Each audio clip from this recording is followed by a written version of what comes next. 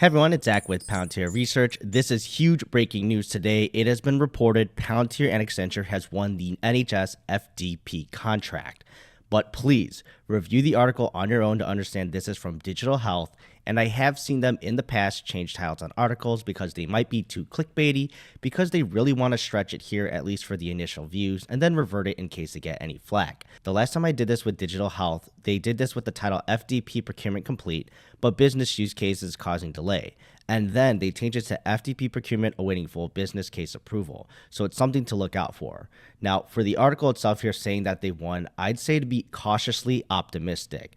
But it's obviously worse for them as a news source if they are completely wrong on this. So hopefully they keep their reputation at stake here. So we only get general information too, just to note that it has been signed off by ministers and will be publicly announced within a matter of days. So no specific sources on which ministers or how many days here. And then I also just released a video last night too, just so you know, regarding the NHS and their funding shortfall with them not getting £1 billion to help cover their pit created by these strikes that happened recently. So I kind of go on a rant there, but I think it's still relevant concerning this can be at play possibly, but hopefully not in regards to the contract if it's made it this far here. So I just wanted to note it out. I know it could be out of date information already from one night, just because if they win the contract here, it sounds like that money has already been set aside. Now, the big news there is that £600 million though was already on the books for NHS England, and that's getting reappropriated. So hopefully it has nothing to do with this contract, as I mentioned, or a portion of it, and hopefully doesn't deal with the existing parts of their contract with Palantir, since they've already got business on the record with them, and that's like that £25 million to transition to the FDP contract. So yeah, amazing news here today if this is true, and we'll keep an eye out for the official announcement here. But Digital Health has also been the one to report the delays, so I don't know how accurate they are, because they did the report on, September delay, October delay. Now we're at November. We'll see what happens. So if Palantir wins this contract and everyone starts holding hands in kumbaya, the real work would actually start here, which is still to prove themselves at scale. So if any inkling of buyer's remorse is there, or data privacy issue, or just some kind of incident that blows up in their face, then it can tarnish their reputation, and this would pull over into other nationally ran healthcare systems. We don't want that to happen.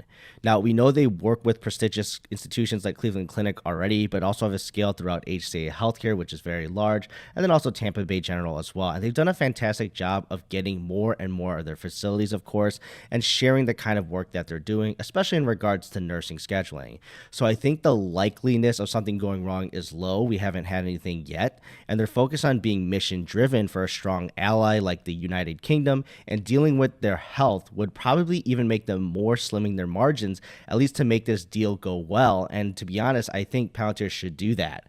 But I think the lasting implications of them winning and being successful can carry over for decades, because it may not only create national cooperation amongst a health system within a country, but possibly international in the future, which would be great for those who have immigrated to new places, or are tourists or travelers. That's to be able to have a system that understands your health, and that can optimize the care that you need in the present, or at least give channels of communication to doctors across the world to get in contact on possible caveats if your situation gets really bad or your condition gets worse. So honestly, this can be game changing if they've won it officially. I don't want to get too excited here, but to have them go out and put in this article that they've won the contract, it's been signed off, they're just waiting a couple days to actually officially do it, that can be a plausible story here. And it makes sense, because if they get a lot of flack for it, they want to see if they say it the correct way here.